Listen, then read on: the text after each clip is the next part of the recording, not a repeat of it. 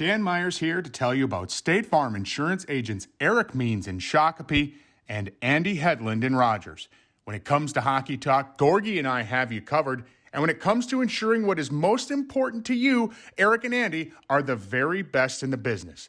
Both of these guys are hockey guys. Meansy, he played for the Gophers, while Heads, he played college hockey in Mankato for the Mavericks. Hashtag horns up. Meansy is my State Farm agent, and even though I live on the wrong side of the river, he's able to take care of all my home and auto insurance needs. So if you're like me and you live in that state to the east, yikes. Or maybe you live in Minnesota and you have a lake, home, or property in Wisconsin, call Eric Means in Shakopee and have him take care of you as well. 952-446-7067. That's 952-446-7067. Maybe you're a North Metro guy or gal and want to work with Andy Hedlund out of Rogers. That's okay too. Give him a call. 763-QUOTE-IT is the number. 763-786-8348. Or check him out online at thehockeyagent.com. That's State Farm Insurance and agents Eric Means and Andy Hedlund. Two guys that take care of us, and they'll take good care of you as well.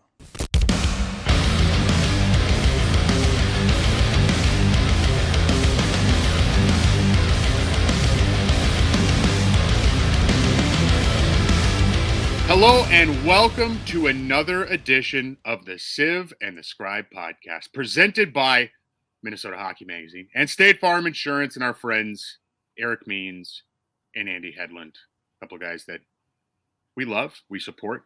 You should support them too. I'm Dan Myers from Wild.com. Joining me today, as always, the Sieve himself, Kevin Gorg. Hello, Kevin. Good afternoon. Good afternoon, Daniel. Excited to kind of enter your world. I mean, I love your passion for college hockey. We travel together year long with the Minnesota Wild, so I'm very myopic with our club and the National Hockey League. I try to watch from afar, my alma mater, St. Thomas, and live vicariously through you with your Minnesota State Mavericks and all that's going on in college hockey. But this episode truly is right in the middle of the fairway of your favorite sport, college hockey.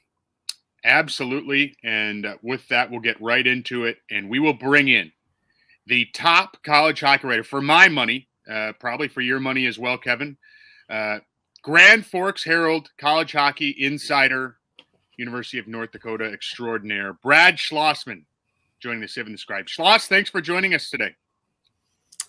Yeah, thanks for having me. I just realized I forgot to bring headphones, so hopefully I sound okay on here. No, you sound fine. You sound Excellent. Great. Excellent. Appreciate the time today. And Schloss, so much to get to. I know I have a million questions. I love to talk college hockey with you. So Kevin, I apologize if I hoard the podcast today. Just like send me a carrier pigeon or something and tell me to shut up if you have a question. But Schloss, first of all, before we get into the questions, Kevin, I don't know if you know this or not. Schloss was taking victory laps a couple weeks ago after Denver University won the national championship, and rightfully so, because I'm going to go back to the September 27th edition of the USCHO.com college hockey poll, the very first one from this past season. We're going to dig way back. I mean, this seems like years ago. Denver, the national champion, as we all know, thank you very much, was ranked 13th in the initial USCHO.com poll, and they had one first-place vote. Kevin, you know who had Denver ranked number one in their preseason poll? Come on. The guy on our podcast, Brad Schlossman. Wow. And he caught no shortage of crap from UMass fans as the defending champions, St. Cloud State fans because they're just whiny B words, Minnesota State fans, Gopher fans, heck, even probably, North Dakota fans for sure were giving you crap. But congratulations, Schloss. You nailed the national champion this year. I guess, first of all, what did you like about that Denver team that you saw even way back then? And obviously they followed up everything you thought about this club. I even got crap from Denver fans. I got tweets like, I'm a Denver homer, but what is this guy thinking? Wow. So I had fun retweeting some of those. I liked the you had the Last Dance gifs going and all that stuff. Yeah. That was really entertaining stuff. Yeah. So each year, I think there's a bunch of things I look at. Number one, you do look at where they finished last year. However, I think a lot of people will vote just where they finished. And, UMass was the preseason number one. They won the title. Trevino is back. But, I looked at their lineup, and you're like, they lost Zach Jones. They lost three really prominent D. They just lost so much. I'm like, so I ended up having them 12th in my preseason poll. Just because I'm like, you just don't lose this many guys and keep, going. That just doesn't happen. Denver, there are a few things I looked into. Number one, they finished under 500 the year before. But one thing, if you dug into their schedule, they played over a fourth of their games against North Dakota. And last season, which I'm talking now 2021, North Dakota was probably the best team in the country. And they played them 7 times of their 24 games. That is a lot. There were a lot of unbalanced schedules, and Denver had it tough. The second thing I do is I start to pencil in lineups. These are the forwards, these are the and I looked at their lineup and was like, holy cow, this team is loaded. They've got a lot of talent. And the third thing I try to do is really dig into the recruits coming in. I watch quite a bit of USHL. I talk to a lot of NHL scouts who see it way more than me and say, what do you think of this guy? What do you think of this guy? So some of the credit goes to the scouts because they were, they tell me who's coming in, and I'm at the mercy of their opinions. But I just looked at their lineup and I thought it was loaded. And the other factor, Bobby Brink, the pandemic year, 2021, he had 2 goals the whole year. Well, when I watched him, he passed the eye test to me. And I decided to say that was an anomaly. I've seen him. He's really good, I think. I think he's going to bounce back. And he did. So I would say it was just kind of putting the team down. And when I looked at it on paper, I said, this team is ridiculously loaded. So that's where I picked them. You had Massachusetts where in your poll? I had them 12th, I believe. Yeah, you had them 12th, and probably pretty accurate, actually, in terms of where they finished the season this year. Just they were far and away, by the way, Kevin, the number one team in that poll. I don't know how many voters are in that poll, but I think they had 50 of okay. So there were probably 40 of the 50 guys or folks, I shouldn't say guys. 35 to 40 of the people in that poll picked UMass as the defending champion, as the number one seed. Michigan, by the way. So, I mean, the poll actually did pretty well. Michigan was the number 3 team in the preseason poll. Minnesota was 4. Minnesota State was 5. And Minnesota Duluth was 6. So, all in all, the poll did a pretty nice job in terms of pegging some of those top teams. But credit where credit's due, Schloss was the only guy to get Denver number 1 at the very beginning of the season. I hope you were smart enough. And again, nowadays, outside the Minnesota slowpokes here, you can make legal sports wagers throughout the country.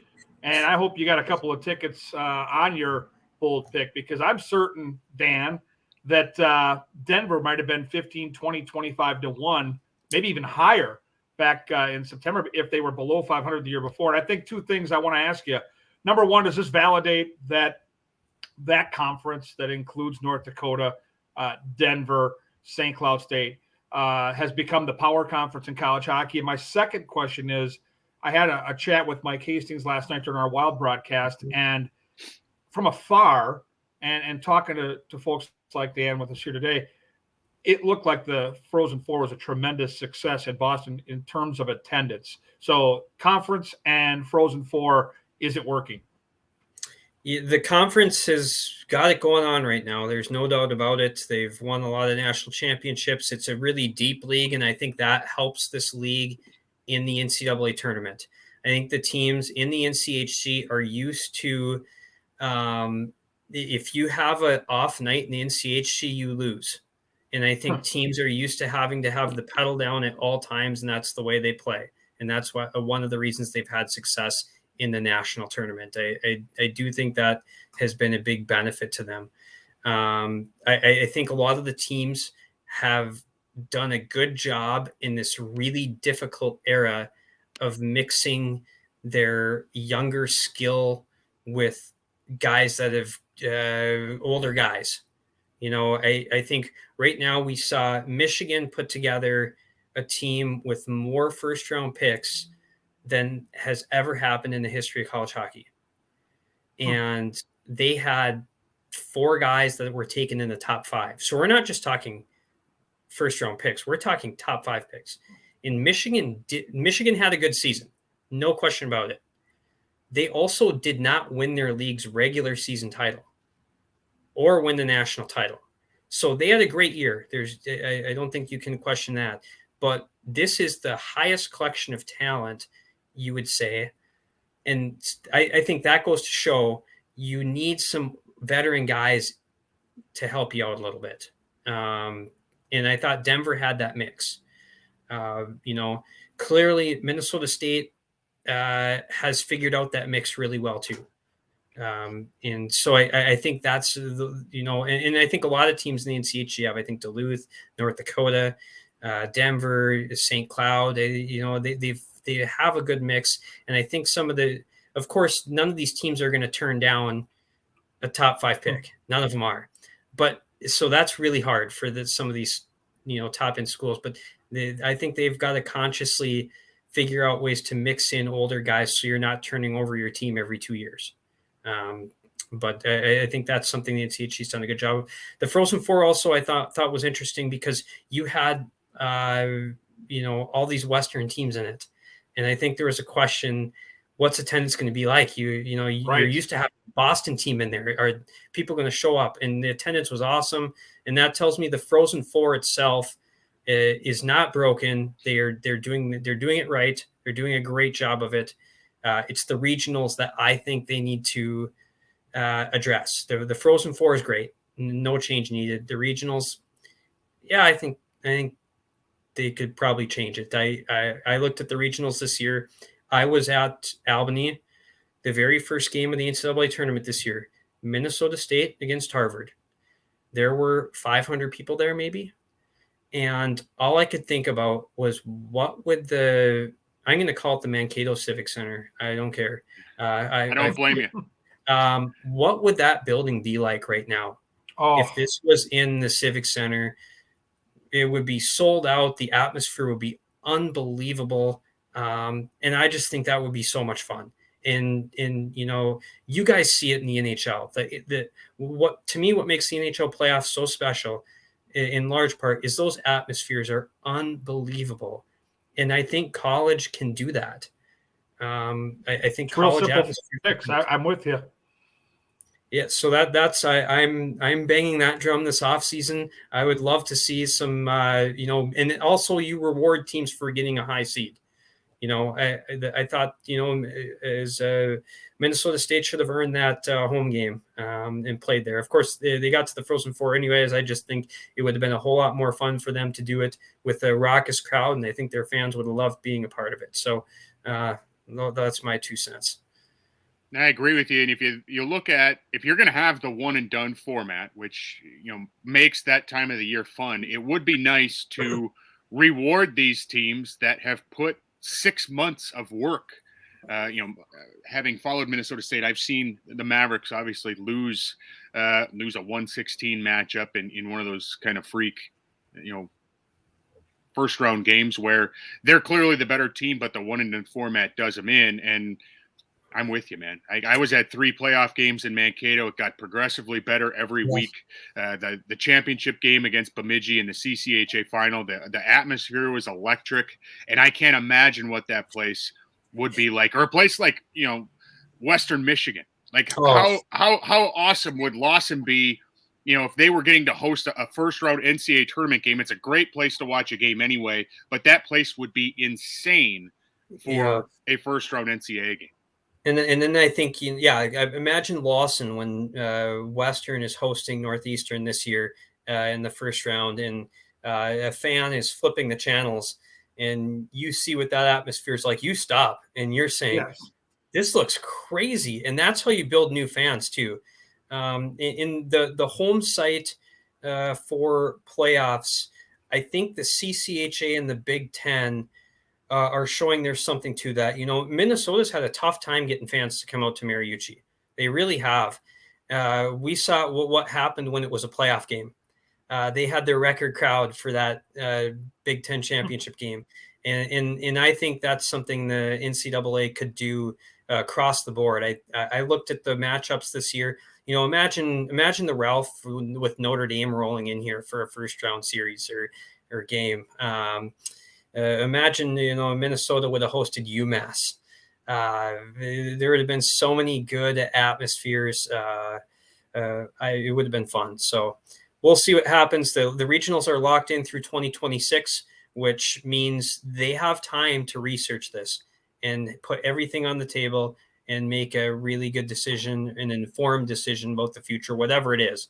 So I think they should get to that and decide what they want to do. And I know what I want to do. Well, we'll see what everyone else thinks. In your estimation, Schloss, what do you think is the main kind of roadblock, holding this back? I think coaches think it's too big of an advantage to host. And I think there's a vast majority of teams in the country that don't foresee a situation where their team is a top 8. And they think their best chance is to go into Albany and play in front of 500 people and knock off someone in the one and done and move on. That's my opinion. I don't think that's great for the game, though. I think the kids and the fans, they would enjoy it a lot more at a home venue. I think even if you are going into a wild atmosphere, I think that makes it fun too, to try to knock off a team. And I also, I don't think it prevents small schools from hosting. I think you would have penciled in Minnesota State as a small school, right? And their CCHA team, Division II athletic department, and they would have hosted how many years in a row now? It can be done. So I think it's just right now the coaches are the number one roadblock, because a lot of them think it's too big of an advantage. And I say at least it's an advantage earned. Right now, you could have a situation where I'm waiting to see what happens when like Northeastern, BC is a number 1 seed and they get sent to Fargo to play UND first round. And they lose in front of this raucous North Dakota crowd and say, this is wrong. Like, our team was a 1 seed and we have to go play on the road in Fargo. And, it might take some things like that to happen. Especially a big school. Miami, for example. I think Miami has been a number 1 seed twice in the last decade or so. The 2 times they were a number 1 seed. Once they got sent to Manchester, New Hampshire to play New Hampshire first round, and they lost. The other time they were sent to Providence to play Providence first round, and they lost. Miami, Minnesota State a couple of years ago got sent to Providence as a number 1 seed. Same thing. Not in their home building, but in Providence. Exactly. And my contention is they say that's a neutral venue. Come on. North Dakota playing in Fargo is not a neutral venue. I know it's not their home venue, but let's be honest here. And I also don't think it means there can't be upsets. I mean, Bemidji State was a non-tournament team, and they were a goal away from beating Minnesota State in their barn in the CCHA playoffs. I think at this point, Michigan went into Minnesota and beat them. Teams are good enough. Those final 16 teams, you'll see some upsets. It is an advantage, but to me, at least, it's an advantage that was earned over a long regular season. When I think about college hockey, go ahead, Dan. Go ahead, Kevin. I just, I'm thinking about college hockey right now, Schloss, and college athletics in general. And I understand why we started and had the transfer portal. What I don't understand, I know Dan wants to get into some of the specifics with the portal, is how long are we going to have it? I have to say I don't like it. As a fan of the game and a fan of some of these programs, I don't enjoy it. I understand why it was important during the heat of the pandemic, How much longer are we going to have to endure it? And is it working? The portal is around forever. Really? It is not going anywhere. The portal's here to stay. There are going to be some changes to how many guys go in. So there are a lot of things that are going on with the portal right now. I think basically the number one thing, you have a situation where, you can kind of lock college kids into their school with the sit out year. And I tend to think it's a better thing than it is a worse thing. I think it puts the onus on the school to make the good experience for the kid. I don't think coaches can go around and promise a kid the world, and then once they get them on campus, they're set. They don't have to follow through on anything. Now you better follow through on it. I think in those senses, okay. It works a little bit. It is going to create some more movement. However, there right now, one thing that's causing a lot of the movement in the portal is that pandemic season. So the 2021 season doesn't count against anybody's eligibility. That means anyone that played that year now has 5 years, not 4, of college eligibility. Okay. Well, a lot of these schools have guys lined up to come in. Let's take Minnesota, for example, or even Denver last year. So Denver has, Jack Devine, Massimo Rizzo, some of these high-end guys coming in, just like Minnesota. They need to get these guys in or they're going to lose them. Next year, Minnesota has Snuggerud, Cooley, some of these kids coming in. So now all of a sudden you can bring all your seniors back though, right? And now all of a sudden you have a logjam. What do? You have 18 scholarships next year. So Minnesota needs to bring some of their guys in. So that means some guys need to go. And so you're seeing in the Denver situation, let's take Koen Olszewski was their captain in 2021. Well, they have all these freshmen that need to come. If you don't bring them in, you're losing them. Someone else is going to bring them in. So would they have liked to have Koen Olszewski back for a 5th year? Probably. Would they have liked to have Griffin Mendel back on D? Probably. But they also had Shai Buyum and Sean Barons coming in. So they took their freshmen because they're going to have them for 4 more years or 3. And this kid still wants to play college hockey. He loves it. So what happens? He goes into the portal. So it's not there are a lot of different things. Did some of these kids want to leave Denver or Minnesota? Probably not. Did Grant Cruikshank want to leave Minnesota after 1 year? I saw some fans oh, he's in the portal again. What's wrong with him? Minnesota needs to bring in their freshmen. He probably wanted to stay. But now you're getting these logjams. Well, once this 5th year thing goes through, which will go through 2 more cycles, now you're going to have a lot fewer guys going into the portal because you're not going to have the 5th year. Those guys just graduate and they're gone. But there are going to be a lot of guys there. The other thing that's happening from the portal that, probably isn't great on the player side. Let's say you've got a sophomore and he's on a full scholarship and he is not producing. Well, a team can sit there and look at it and say, we missed on this kid. Do we bring him back for a junior year or do we cut him and pick up someone who's much better in the portal?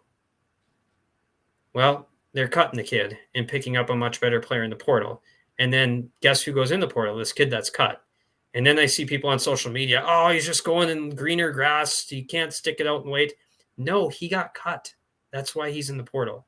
So a lot of these kids are not going in the portal by their choice. I have a list of the portal on the rinklive.com, and there are 75 kids in the portal who had 1 or 0 points last year who did not play at all. You can probably figure out that a lot of these guys were cut. And some of these guys are not. Some of these guys just want to play, and they're saying, "I'm going to drop down to D3. I want to go play in D3. Some of these kids who were in the portal last year went to D3, won the national championship with Adrian, probably had a wonderful time. And that's what they want to do. So there are a lot of different tentacles with the portal, but I think the number of players going in is going to drop significantly once this 5th year makes its way through, which is going to be 2 more years. Very cool. Thanks for the update. From the Grand Forks Herald and the Rink Live. And I know you just wrote a couple days ago for those publications, some of the changes that were discussed here at the college hockey meetings. These really kind of got my attention. You mentioned the 18 scholarship limit that teams have right now. No scholarship limits potentially in the future coming. No coaching staff limits. Right now, teams can have 3 full-time coaches on staff and unlimited transfers. First of all, I guess, which one of these do you think is most likely to come the soonest? And is this, do you think, going to be the future 3 years from now, 5 years from now, 10 years from now? How far out do you think some of these changes we may see on the landscape here? I think it is going to be the future. If you maybe bet, I would bet that all 3 of them are going to happen. When is it going to happen? That's a good question. That, maybe 5, is it going to be 5 years? Is it going to be 3 years, 10? I think it'll be sooner than 10, but I think the big question is when. The other question is, how much does this change the game? I've thought about it a lot in the last week, and it certainly changes the game. The unlimited scholarships, being able to put all your guys on full rides.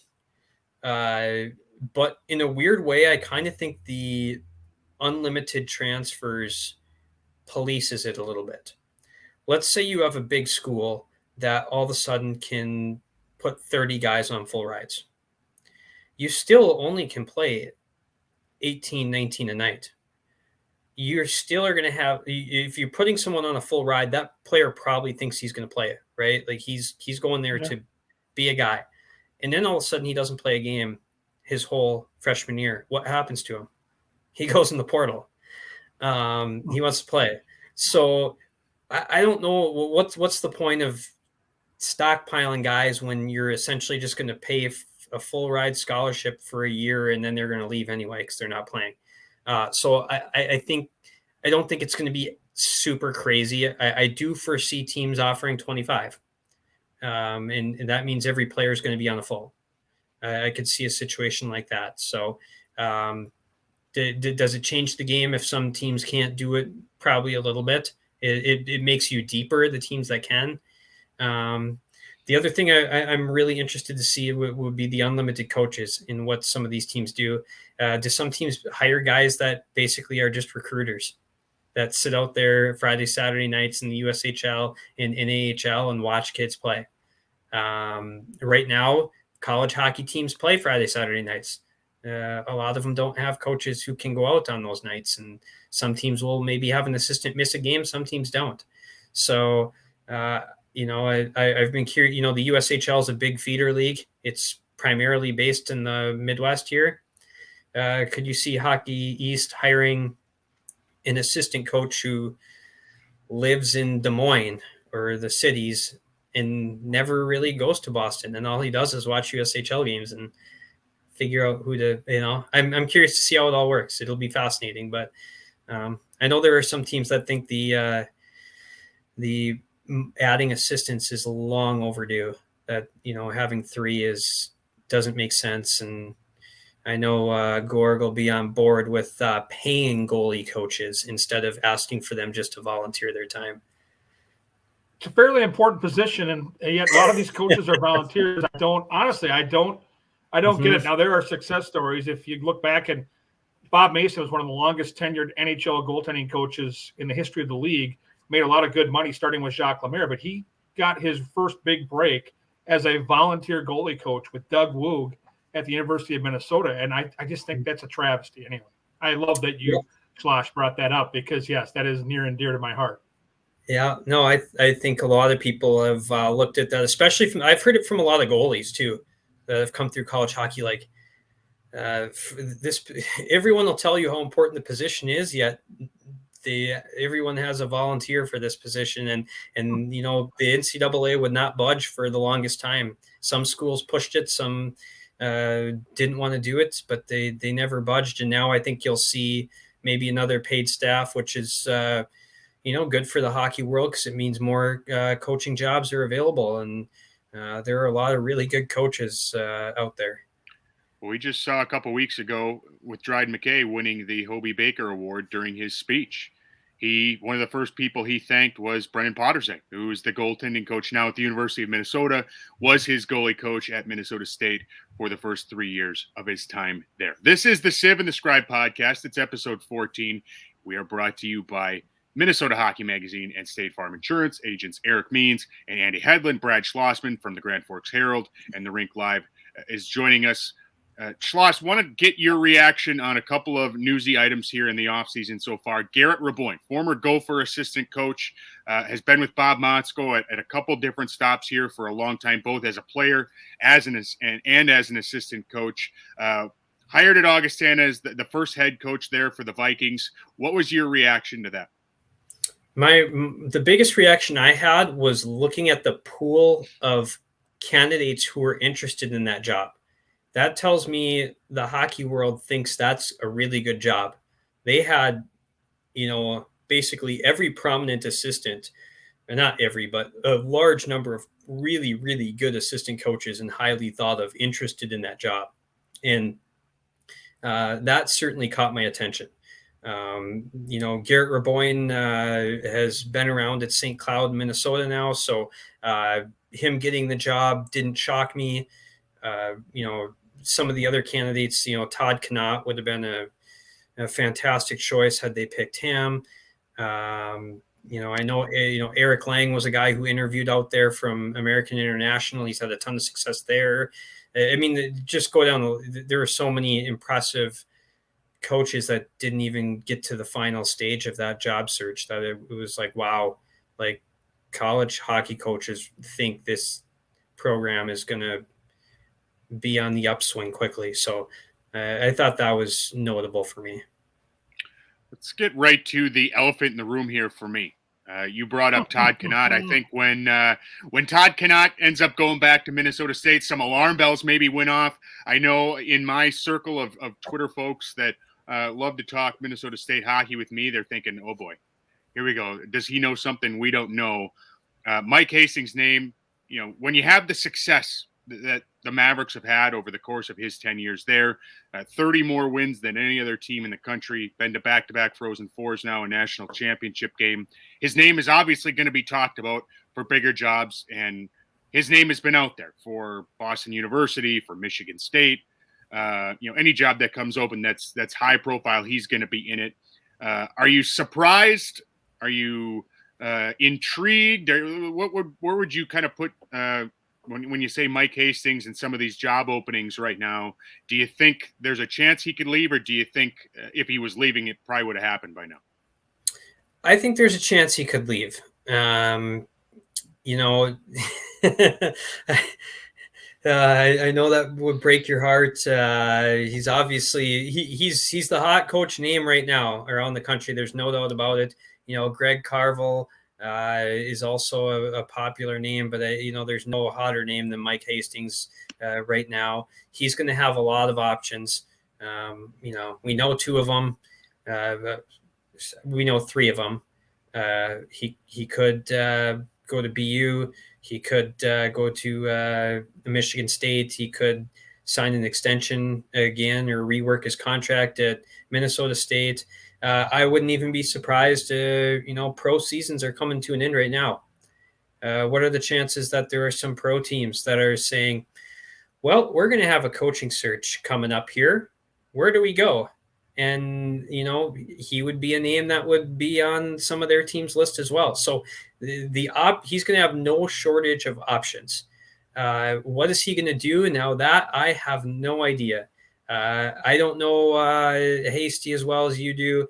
I think when people make job decisions, a lot more can go into these things than a paycheck or a school history or things like that. there are family considerations, there are outside things that a lot of us never even think of. So I don't know him well enough to predict what he's going to do. All I know is he's going to have the option to do a lot of different things. And I think everyone is curiously standing by to see what he ends up choosing to do. Who are some Kevin, other you names chatted that are with out him there? last night, by the way. You chatted with him last night. He did not sound like a guy who was getting ready to leave Mankato. You've played poker before, though, Dan, right? If you're that guy and you're being courted by all these schools, doesn't that tell you that maybe he can get even more money in an offer if he has that Minnesota State jacket on and if he plays coy like he did? But I'm with Dan. I will be very surprised if Mike Hastings leaves Minnesota State. He has found the magic formula to keep kids in school. They have a fabulous facility. They have an unbelievable fan base, and both you guys got to see that front and center in Boston at the Frozen Four.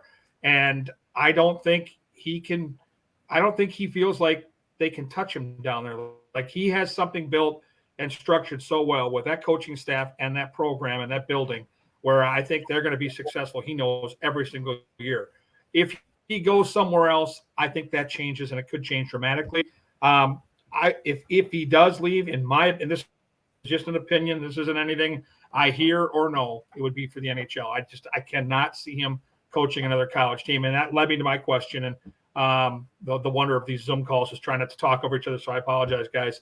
But if Hastings does not take one of those two giant, high-profile jobs, who are other names you are hearing in the college hockey world that might get at least an interview and be a top candidate for those positions? I think at BU, Jay Pandolfo is there right now. And I think some antennas went up, at least for me, when BU named their captains for next year. Like, is the new coach going to have some say in who their captains are? Like, that seemed really weird to me. To me, that was like, if Pandolfo is not the guy, why are you naming captains before you name your coach? So if they hire him, that will not be the least bit surprising to me. Michigan State, that'll be interesting. Adam Nightingale's name's been thrown out there as a possibility. I think Casey Jones has done a really good job at Clarkson. I'm guessing he's going to get some looks here. I just actually, Dan mentioned Minnesota State's wins record over the last 10 years. I went and did a deep dive into the last 10, 20 years on who's been the most consistent teams. And I have these lists, and based on, a number of consecutive 500 plus finishes, different things like that. And the one team that kept popping up my list that was like, was Clarkson. That was the one that was like, I'm like, they've been way better than I realized. They've been consistently way better than I realized. So I think Casey Jones is a guy who may get some interest, and their assistant just went to be the head coach at Union too. So,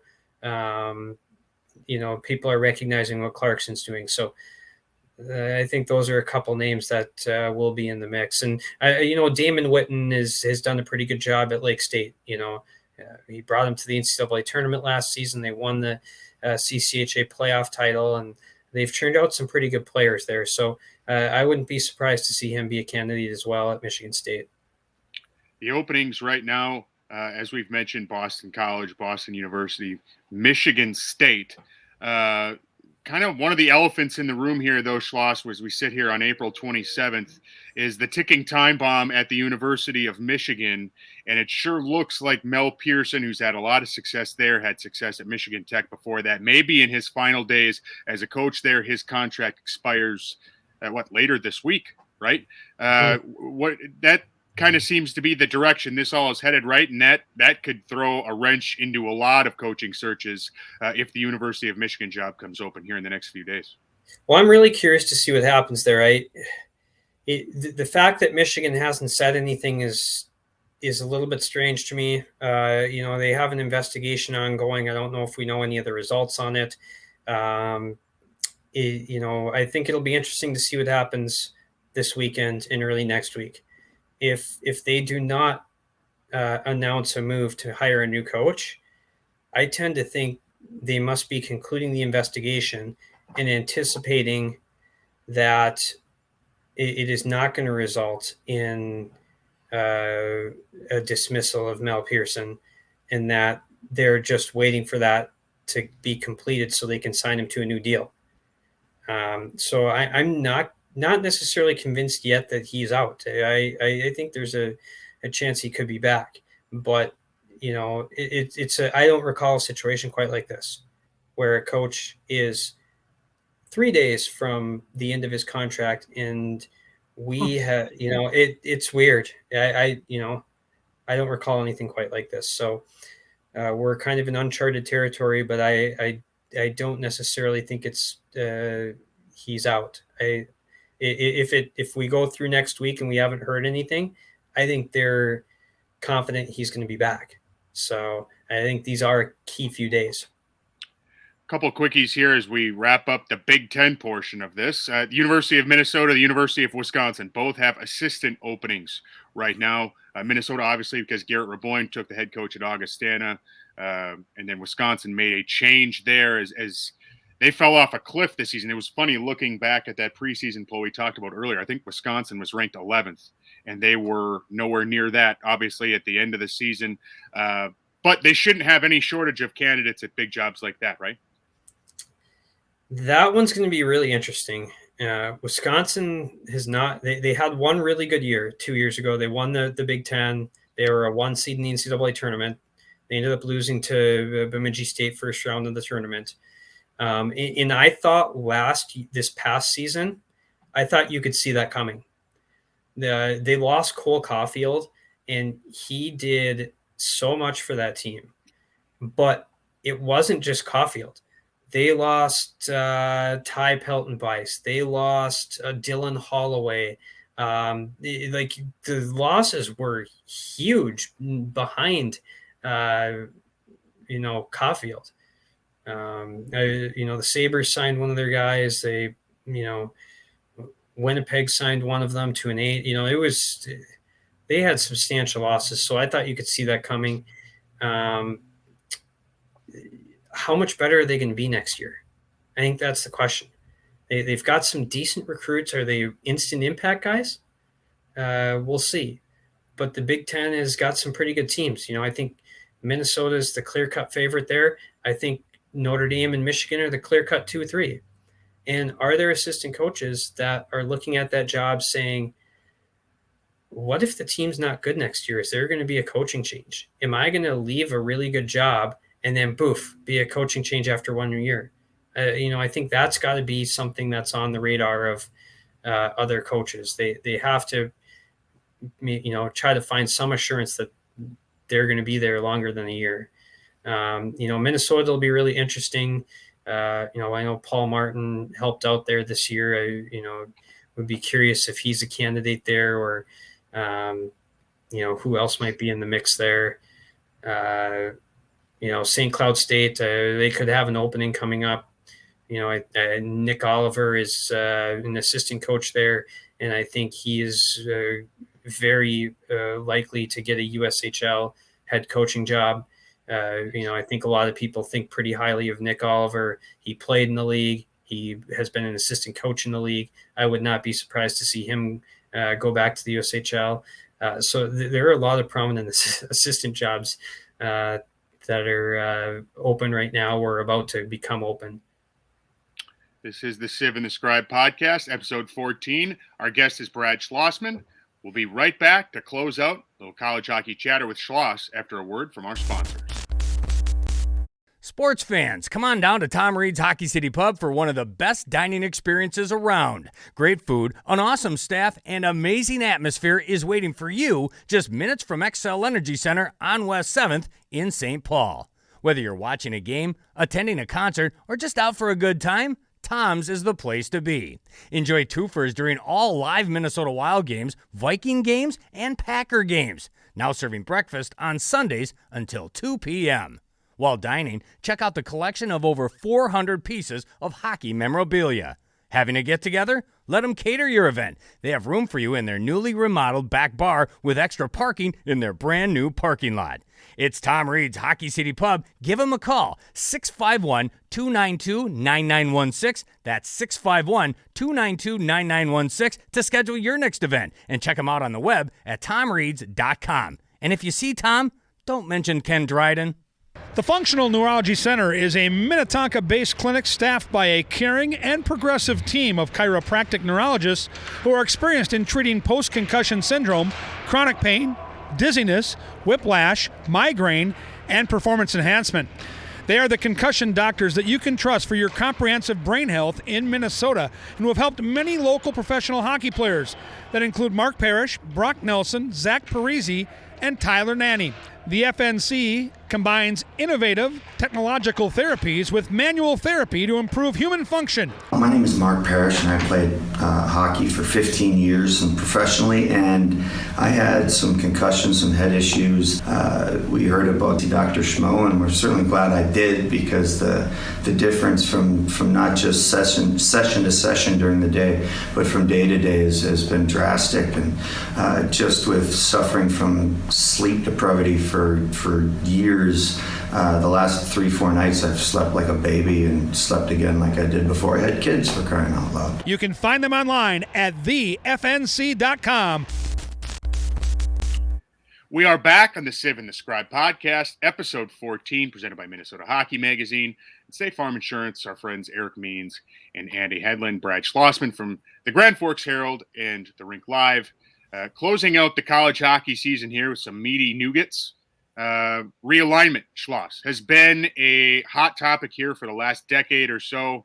There's a lot of new teams coming into the mix now. We haven't seen some of the big fish yet that I think maybe a lot of people were hoping, whether it's a University of Illinois, University of Iowa, or maybe some of those bigger West Coast schools, the USCs, the UCLAs. The hope is eventually here they'll hop into the pool.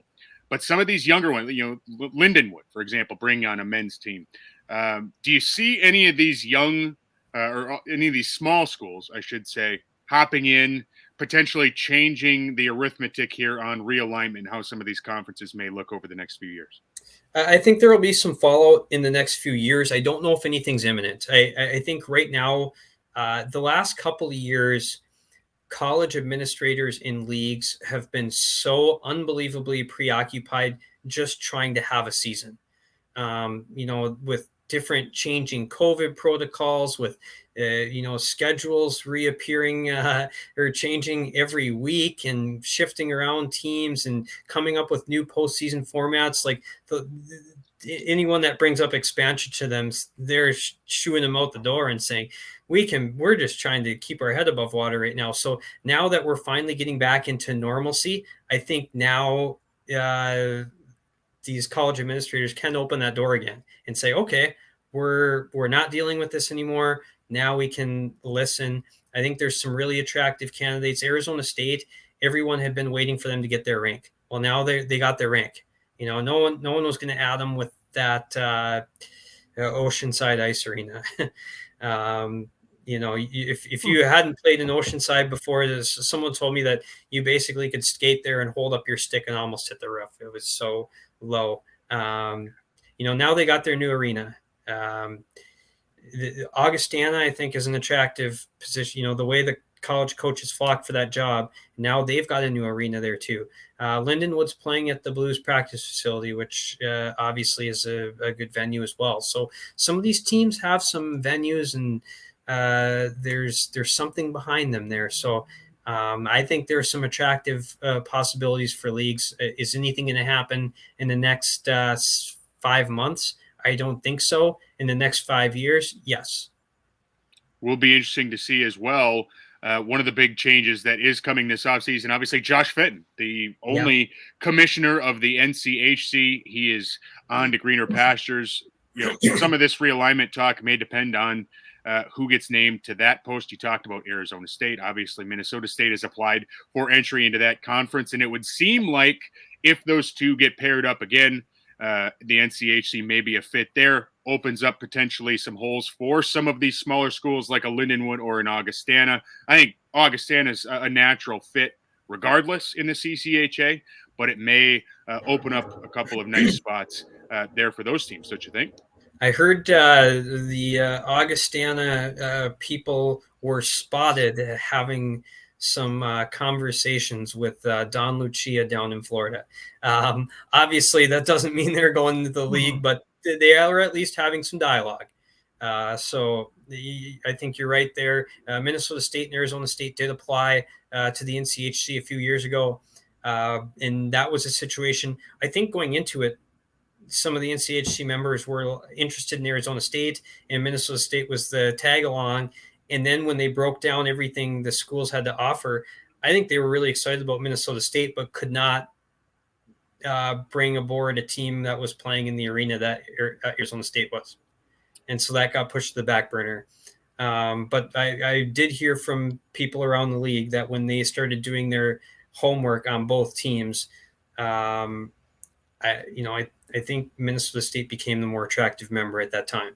Obviously, that has only increased with what has gone on since then, but they really liked what they had to offer at the time. And, maybe it would have happened had ASU had a rink back then. So it'll be really interesting to see how some of these things fall out. There are a lot of independents out there, and I think there's some that are going to add some value to leagues. If you look at the new Arizona State rink, by the way, if you are a Maverick fan listening to this program, be sure to keep your mid-January schedule open. Little Birdie tells me the Mavericks may be playing in Tempe in that new barn for a couple games next winter. Where would you rather go, Kevin, by the way, than Tempe, Arizona, in the middle of hockey season, a place that we'll get to go to potentially a couple times in our travels with the Wild next season. Now, Schloss, any off-season surprises that you see potentially coming maybe over the next 5 months or so? Not off the top of my head. I think the big coaching searches are kind of what everyone's waiting to see happens. Who gets hired? Is that going to mean there's going to be more dominoes falling elsewhere if they're hiring current head coaches, and then you're going to see more changes and everything moves down the food lines, so to speak. So food chains. So it'll be really interesting to see how those jobs are filled. They could be filled in ways that create other openings and more movement in college hockey, or they could be filled in ways that really don't. So I think that's the main storyline. I think the transfer portal, the deadline is Saturday, May 1st. You have to be in on Saturday, May 1st, or that's the cutoff, unless a team cuts your scholarship or they have a head coaching change after that. So we're almost done with guys going into the portal. You'll still see some guys being committed out of the portal, but come Sunday, I don't think you'll be sitting around waiting for big names to jump in the transfer portal anymore. So I think the offseason is, a lot of the guys have signed now. There still probably will be some more that come out, but, the signings have slowed now. So I think we're kind of getting into the mode where we are getting an idea of what teams are going to look like next year. We've talked about some of these new programs, the Lindenwoods, the Augustanas of the world. We saw one come online this year, Kevin Gorg's University of St. Thomas Tommies. Tough year for the Tommies, but I will say I watched this team at the end of the year. They were a team that got better. Kevin, I know you have Tommy steam for Brad Schlossman. Or you want some Tommy steam, maybe? I need some Tommy steam because I was really impressed with Rico Blasi and his staff. I thought they did a great job. I thought those kids battled all year long, played a tough schedule. And you mentioned at the end of the year, they're playing a playoff game, and it goes down to the third period, down to the closing minutes against the Mavericks, a game they could have won, a game they led at crunch time. So I'm impressed with year one, but I'm looking at the big picture, Slosh, and I want to know if and when they're going to get to the next level, which to me involves a brand new arena. If you're going to be able to recruit and build a hockey program and compete with the Mavericks and the Gophers and all these other great programs here locally, when is it going to happen? You're 100% right. I think that's the missing piece that can make St. Thomas really an attractive destination for recruits. And I would not be surprised if they start winning in-state recruiting battles once they get that piece in there. I think the university has a lot going for it. St. Paul's great. You can recruit a lot of players just from inside the Twin Cities. So they have a lot of things going for them. I'd have to go back and look, but if memory serves me right, you look at Arizona State and Penn State in their first years, they were rough. St. Thomas's record not good this year. Neither were Penn State and Arizona State. And how quickly did both those teams make the NCAA tournament appearances? St. Thomas absolutely could do that. I think especially the next few recruiting classes, when guys know that they have a chance to play in NCAA tournaments there by the end of their career, I think they have a chance to bring in guys. And you see it with commits. I've watched the first round of the playoffs, the USHL playoffs the last couple nights. And, Jake Bersini jumps off the page. He's a guy that you're like, this guy is going to help St. Thomas right away. So they're starting to get some pieces there, and it could move quickly. And like you said, you get the arena and things are going to happen real quick for St. Thomas. I'm just excited for a day where the Mavericks and Tommies can play a hockey game. Kevin Gorg and I can bet on it, and I don't have to give him 5 to 5.5 goals in order to cover that spread. The spread is going to be dropping. Yeah, the spread's going to be dropping quickly year after year, and it'll be interesting to see where it goes. So we gave you the credit at the top of the show, and now our final question for you here, we're going to put you on the spot. I know there's a lot left to be decided in this offseason. Heck, there's coaching changes that need to be made. There's another few days, the transfer portal guys going in. But initially, Schloss, when you look at next season, Minnesota looks like a team that you look at the guys that are back and you look at their recruiting class, they're going to be really good. Minnesota State lost some guys, but they have enough coming back where they should be in the mix. North Dakota, all these schools, Minnesota Duluth's going to be fine.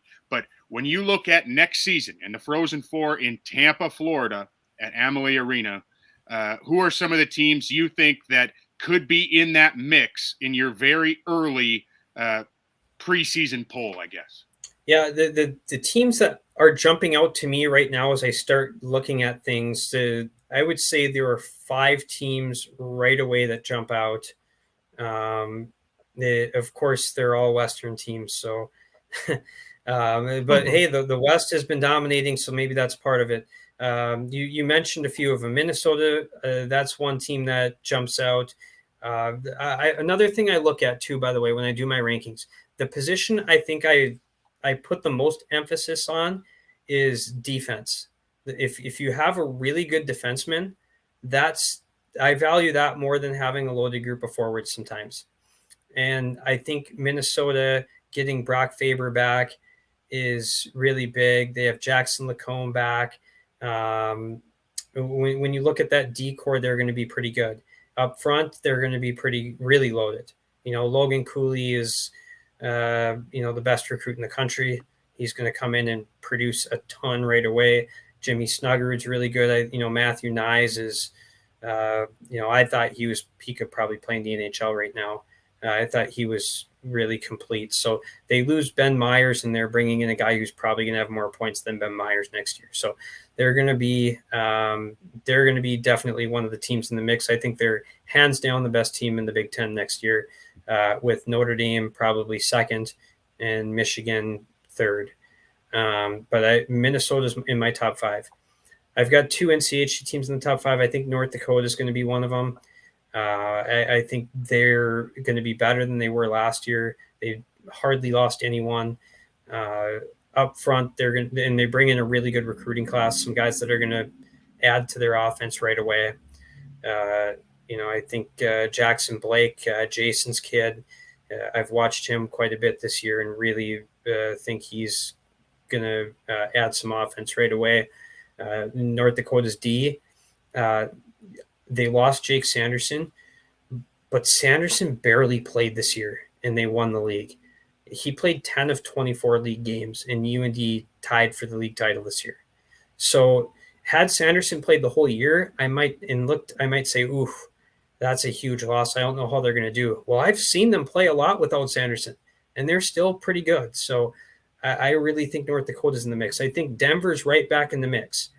They lose some guys up front. Rink has signed already. Who else signed? Someone else just signed. The Oilers kid, Savoy, really good goal scorer. He signed. But when you look at their decor is probably all back. You've got Barons, Buyam, Benning, Tuomisto, Justin Lee. Really good decor. Magnus Corona's coming back in net. They're top 5 again, no doubt. Minnesota State, I think the reason I've got them up is because when I looked at their lower line guys, they're guys who are ready to be top 6. They're going to lose some guys like Nathan Smith. But when you looked at their bottom guys, you're like, these guys are ready for bigger roles. Pavel's one of them. Andre Pavel, he played in junior in Fargo. So I've watched him for quite a few years, and I think he was awesome in the Frozen Four for Minnesota. I thought against the Gophers, he was the best player on the ice. He might have been their best forward in the tournament. Yeah, that's a good point. And you know what line Minnesota didn't have an answer for? It was Minnesota State's fourth line. Mm-hmm. Every time that line was on the ice, they could do nothing with him. It wasn't Nathan Smith and Julian Napravnik. It was Andre Pavel and Josh Grohl that they had no answer for. So Dryden McKay had a really decorated college career. The way they play around their goalie, I think they're going to be fine. I think Alex Tracy, if he's the guy that comes in from Sioux City, I think Alex Tracy's fine. I think he's ready. So I like them, and I do have one team out east. I think Quinnipiac's going to be really good. They have a lot of their guys coming back as fifth-year seniors this year. They did lose Bon Giovanni, but like Zach Metza coming back is an unbelievable get for them. Parrott's their goalie's back. Their decor's pretty good. They've got some good players coming in. I think Quinnipiac is the favorite in the ECAC, and I think those are my top 5 teams. And if you're looking for a couple more that are going to be right on the heels, maybe Northeastern, Devin Levi coming back is a huge deal for them. Harvard has some really good young players. They looked really good in that game against Minnesota State. They did. They were coming at the end of that game. They got their legs under them. And you know who that Harvard team should have had on it? They should have had Matty Beniers on that team. He was committed to Harvard, and the only reason he didn't go there was the pandemic. Harvard canceled their season. Without the pandemic, that team has Matty Beniers as well. So they've recruited really well, and I wouldn't be surprised to see Harvard, right back in the mix next year. Well, Brad Schlossman, you've given us a boatload of time today. Thank you so much for all the college hockey knowledge. Like I said, I'm as soon as we're done, I'm going to be texting you for more nuggets.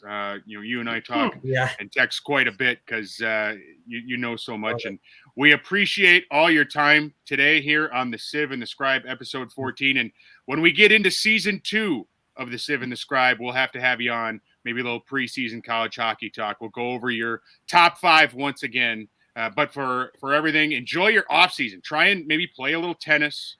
Go on a pizza tour, try and maybe play a little golf, kick back, relax a little bit. And thanks for joining us here on the Sieve and the Scribe.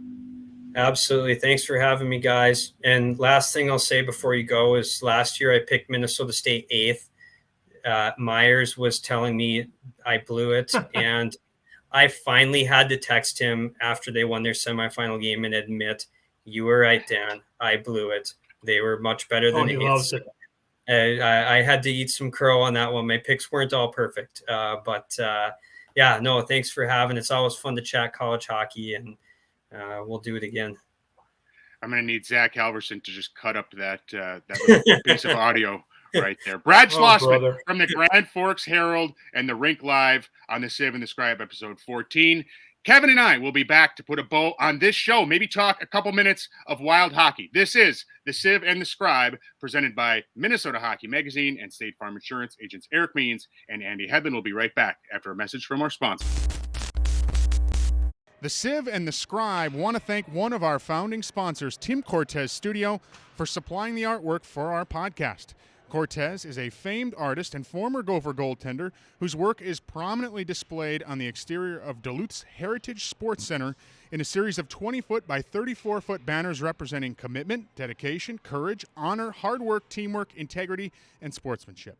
Check out his art at www.timcortez.net.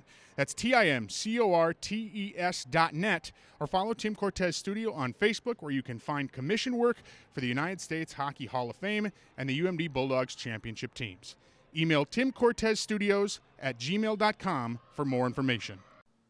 Hey, pal, you already know that CrankyApe.com is the coolest auction site on the web for everything that rolls, floats, or has an engine. But did you know we'll also sell your toys for you? Why deal with sketchy characters, tire kickers, and no-shows when you can have the ape do it? It's a heck of a lot easier, and if you're not built like me, a lot safer too. Just go to CrankyApe.com and click on the blue burst. I'll take it from there. CrankyApe.com. Why monkey around anywhere else? Welcome back to the Sieve and the Scribe podcast, presented by Minnesota Hockey Magazine, State Farm Insurance. Eric Means and Andy Hedlund, our agents, our friends out there. Thanks again to Brad Schlossman from the Grand Forks Herald and the Rink Live. Kevin, I'm in heaven right now. I've got my fill of college hockey talk. I've had a couple weeks now since the end of the college hockey season, and being in Boston, being there for the end of it. I've been going through withdrawals, and I've at least got my fill for the next couple of days. Good things coming for St. Thomas, though, it sounds like, right? That's good. Yeah, he was fantastic. You hear the passion in his voice, the knowledge, the depth that he has to that conversation, especially for me, because I'm on the outside looking in, and I'm trying to pick up on some of these things. And I really wanted to see what he thought of St. Thomas and where this thing is going, and just to hear what he has to say about some of these coaching vacancies. It's fascinating, the situation in Michigan, which we're all kind of following. And that is elite college hockey conversation. And we definitely in season 2 have to have him back. Well, you and I, as much as I hate to admit it, and I know you hate to admit it, we're around one of the better NHL beat writers in the country, one of the best beat writers in the world for my money, and Michael Russo. Don't tell him that I said that, but very good at his job, very good at what he does. And Schloss is sort of the college hockey version of Russo, so plugged in, so dialed in, not just with the University of North Dakota, obviously follows that team very closely, but all of college hockey. Speaking of Russo, speaking of the Wild, the Minnesota Wild, the team that you and I follow around on a daily basis, less than a week from the start of the Stanley Cup Finals. Still plenty to be decided, Kevin. We do know they're playing the St. Louis Blues, and we do know that they're either going to finish second or third in the Central Division standings this season. They're already having a record-breaking season from a wins and points standpoint. 2 games left as we record this podcast, Thursday against Calgary, Friday against Colorado. 2 very big games, Kevin. Very disappointing. However, last night, a 5-3 loss to the Arizona Coyotes, compounded by the fact, Kevin, that St. Louis lost to Colorado. So Minnesota got the help it needed in terms of trying to secure home ice for games 1 and 2 and a potential game 7 in a series against St. Louis. Both you and I agree. I think that series, there's a good chance it goes to a 7th game. So home ice, very important. What was kind of your takeaway from the festivities at XL Energy Center last night? And what do you kind of see here these last couple games? We don't know what we're going to get from Calgary and Colorado. That's the hard part. When you handicap the games the rest of the week, those 2 teams have won their divisions. I don't anticipate Calgary resting many players. I mean, I've watched enough press conferences with Daryl Sutter where I don't think old school bitter beer face guy is going to sit out hockey players. So I just don't see that happening. So don't plan on that, Wild fans. You're going to have to beat their best. And I think he does look like the bitter beer face guy. You just said that. 100%. I've never put 2 and 2 together, and you just said that, and you're spot on. Anyway, continue. Sorry. Have you ever seen those 2 at the same place at the same time? I have not. So it's impossible to prove that isn't bitter beer face guy. And you can YouTube that commercial and have a good chuckle at his expense as you watch the Wild tomorrow night. And the Wild are not going to be at full strength. You're not going to see Jared Spurgeon. I doubt you're going to see Matt Zuccarello. You're not going to see Matt Dumba. So, I'm torn because I do think home ice matters. Last night was such a missed opportunity. And in my mind's eye, as I looked at the week, I didn't envision there was a way or a path to home ice not having 2 points against the ratty Arizona Coyotes. So it's disappointing. But, I'm talking to Marcus Foligno in the post game last night, and I'm like, as I spit out the question, it was their second regulation loss in the last 22 hockey games. So if you didn't see a letdown coming at some point, then you just haven't been around sports. I mean, these guys have been having peak performance, grinding games, emotional wins like at Nashville on Sunday. And it's like, sooner or later, you're going to bottom out. This is how it works. And this Arizona team had lost 10 in a row. That is correct. They're a bad team. They're going nowhere. But they got young guys like your guy, Nathan Smith, that are hungry. They just took the Blues to overtime a couple days prior. So you shouldn't be that surprised. Their goaltender played well. And I just thought the Wild let them hang around. And I think in a game like that you lead 1-0 for so long, if you can at some point get up a couple and make it 2-0, even 3-0, they go away. But if Arizona was in that game in the third period, if it was close in the third period, you were in trouble. And that's exactly how it played out. Well, Minnesota had so many chances, Kevin, to put that game away. Ryan Hartman gets on the board.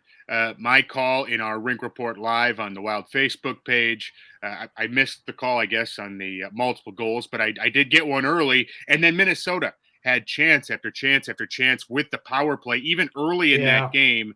Like you said, you get that to 2-0, 3-0, probably ends up a little bit differently here, Kevin. You mentioned, again, some of these guys that are going to be out, we think, here for the rest of the week. Matt Dumba potentially could have maybe returned last night. We'll see if he gets a game in here before the playoffs. Matt Zuccarello, same story. Jared Spurgeon, what happened in Nashville, just kind of a freak accident, the last thing you want to see. It sounds like, though, that all of these guys will be ready come game one, and that's good news. Absolutely, that's good news, and it's going to be an awesome series as you look forward to next week. Monday night game one, whether it's in St. Louis or here in St. Paul, two very, very quality hockey teams, evenly matched. The last two games they've played here have gone to overtime. I think you're going to see a lot of that in this series. Tight games, physical games, and I think the special teams and goaltending in the end will tip the pendulum. I think these teams 5-on-5 are extraordinarily equal, and I think that special teams can really swing that pendulum. And to me, Matt Zuccarello is such a difference maker when the Wild have power plays. And so last night, 0 for 6 without Zuccarello doesn't really surprise me. And I think the other thing that Wild fans right now are probably thinking about, we're all thrilled that Marc-Andre Fleury is here. It's so cool to be around a guy that's going to be in the Hall of Fame. And I've been a fan of this guy his entire career. And, it's you talk to him, you see him at the rink, and sometimes you have to pinch yourself that he's a member of the club. He just isn't playing at the level that I expected. Now, that can change when the bright lights of the postseason are on. And I think the tell right now, at least as I read the tea leaves, with him starting these last 3 games, knowing they're going to split these 2 at the end of the week, is come Monday night, he's going to be in goal. And I watched him walk off the ice last night, extremely frustrated, down on his play. I had a conversation with him after the Nashville game on the tarmac about way too high scoring games when I've been playing lately. I've got to clean my game up. So I know it's on his mind. What I don't know is if he can flip that switch, and if he brings his A game, we're in for quite a treat. If not, I think it's going to be tough. Well, he mentioned in the post game last night, Kevin, that there's about a goal a game right now that he feels he's giving up, that he should not be giving up, and it's costing the team. Now, it hasn't cost him in the win column. Last night was just his second loss in, 10 starts. I think he's 8-2 now as a member of the Wild, but he has gotten a lot of run support there. Will be interesting to see if Cam Talbot, clearly going to get one start here at the end of the week, if he can do enough to potentially get himself on that game one radar. We did ask Fleury after the game, and I'm curious, as your experience as a former goaltender, the one thing that has not been plentiful here over the last, call it 6 weeks of the season has been practices. As a goaltender, you're only getting so much out of these morning skates, and that's all the pucks these guys are seeing right now, other than game action. And you're only playing every other game. You're not seeing a ton of action there in a given week. Do you think the lack of practice and just the lack of seeing pucks right now could be playing a factor in some of these starts that Marc-Andre Fleury's made, where maybe just hasn't been quite as sharp as we would expect? Oh, absolutely. I think I don't think he's had a legitimate 1 hour practice with his teammates. He's had a bunch of morning skates, and there's been so many games. And I think as you look at this weekend, no matter what, there's going to be a practice, Saturday or Sunday or both for the Minnesota Wild, and that can only help both these guys. Cam Talbot has played, I think, his best hockey in a Wild sweater here in the last month. So it's a great problem to have. The fact that we're discussing how difficult a decision it's going to be for Dean Everson and that coaching staff is huge. But, really, to your question, some practice time, not just to see pucks, but just to be around the team when it's not a game day and it's a more relaxed atmosphere, to go over to Rink for a guy like Marc-Andre Fleury and spend some time there. It just hasn't. It's been a whirlwind. There's been a ton of travel. There's been a ton of games. There's been a lot of off days like today where these guys need to rest up, especially at the end of the year as a team. So it all boats will rise. It'll be great this weekend to figure out who has home ice, to figure out how the series lays out. And then for Dean Everson, whoever you start in game one, that's all well and good. Then you just pivot from that point on. And if you start a goaltender and they play well and you win, then you ride them. I think Wild fans are I think most of us old enough to remember what happened in 2003 with Rolison and Fernandez. You can navigate your way through the playoffs with two goalies. In fact, it can be quite an asset if this team's actually going to make a run. And I'm going to say it publicly now. I've been saying it to the group that we have and we travel with. I believe the team that wins this series, that wins the Blues and the Wild series, I believe they will represent the Western Conference in the Stanley Cup. I believe that in my heart of hearts. These teams are awesome. They're built to win playoff games. I love both coaches. And I think the way that they are built, you can beat teams like Calgary and Colorado, who on paper are your favorites in the West. I'm telling you right now, St. Louis or Minnesota, the team that survives this series, if they can stay healthy and win the series, will be in the Cup this year. I haven't heard that take yet. I love it, though. That's a bold take on things, and it's hard to disagree, especially when you look at Colorado. Don't get me wrong, has had a fantastic season. But you look at who they may be lined up to play here in the first round potentially. I don't know off the top of my head how it looks right now. I know Nashville and Dallas are close on the back here. Let's just dial it up right now. It just takes a second, right? So as we sit here right now, Nashville and Dallas tied with 95 points. Each have 2 games left. Don't know what the schedules look like. Dallas has a cream puff tonight. Dallas has the Coyotes that the Wild played last night on long travel, second of back-to-back. Knowing if they get a point, they clinch, that place will be rocking. You can pencil in a win for the Dallas Stars here as we record on Wednesday. How'd that minus 590 work out last night in St. Paul? Whoopsies. Yeah, lightning doesn't strike twice within 24 hours. So the Coyotes can enjoy their win. Dallas wins that game by a crooked number. And that, by the way, if it sets up so that Dallas is the first wild card and Nashville is the second wild card, I love those 2 first-round series. It's you'd say, well, if you play Dallas and Colorado, that's 2 more speedier, skilled teams. Nashville and Calgary would be 2 of the heavier teams. I love the contrast there of a Dallas playing a Calgary and Nashville playing Colorado. Nashville, by the way, could cause all kinds of problems for that Colorado Avalanche team. I think the one way to beat Colorado is to play playoff hockey, get in their face, play physical, disrupt their skill guys, make it difficult, make life difficult on them. And I don't trust the goaltending. I'm going to be honest with you. I do not trust the goaltending. I love our guy Kumps, but I do not trust him yet. I need to see it over the course of a 7-game playoff series. Kevin, the Western Conference playoffs, heck, the playoffs in the East too. Some of these matchups that we're seeing lined up. The Stanley Cup playoffs this season are going to be a ton of fun. And we will have plenty of time to delve into that next week on episode 15 of the Sieve and the Scribe podcast. Next time we talk to you, playoffs will probably be maybe a game or 2 underway, but we will still have plenty to unpack between the Wild and St. Louis Blues on episode 15. Let's thank Brad Schlossman from the Grand Forks Herald and the Rink Live for coming on and putting a bow on the college hockey season. Kevin and I still have plenty of work to do when it comes to the pro hockey side of things, and we will talk to you next week. We got to thank, too, by the way, we have to thank our guy, Zach Halverson, for doing all the work. Thanks to our sponsors. Thanks to State Farm Insurance, our friends Eric Means and Andy Hedlund. We will talk to you next week on episode 15 of the Sieve and the Scribe podcast.